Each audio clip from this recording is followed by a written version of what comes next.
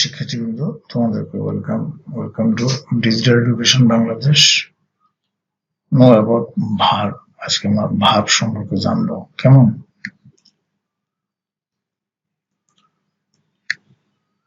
Verb কাকে বলে? যেসব ওয়ার্ড দ্বারা খাওয়া, বসা, আসা, যাওয়া প্রভৃতি প্রকাশ পায় সেই সব ওয়ার্ডকে ভার্ব বা ক্রিয়াপদ বলে। যেমন I do, they ask, Rakesh eats, Rina sings, Rakhi dance.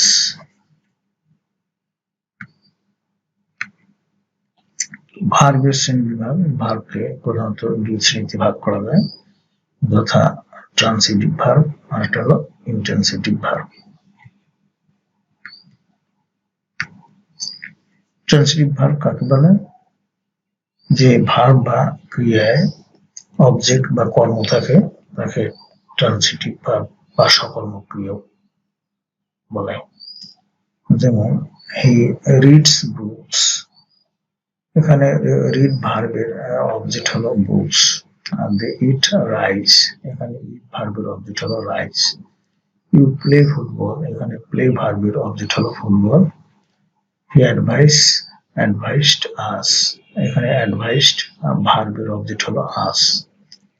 রাখি টোল্ড টেল, এখানে টোল্ড ভার্বের অবজেক্ট হলো টেল।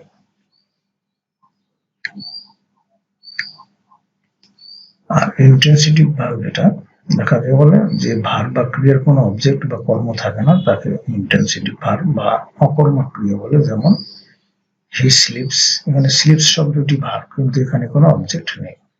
সে কাম শব্দটি ভার্ব কিন্তু এখানে কোনো অবজেক্ট নেই। উষা স্পিক্স শব্দটি ভার্ব কিন্তু এখানে কোনো অবজেক্ট নেই। ম্যান ডাইস শব্দটি ভার্ব কিন্তু এখানে কোনো অবজেক্ট নেই। উই ওয়াক শব্দটি ভার্ব কিন্তু এখানে কোনো অবজেক্ট নেই। তো প্রিয় শিক্ষার্থীবৃন্দ, তোমাদেরকে থ্যাংক ইউ। পরবর্তী ক্লাস দেখার আমন্ত্রণ জানিয়ে আজকে এখানে বিদায় নিচ্ছি। আল্লাহ হাফেজ।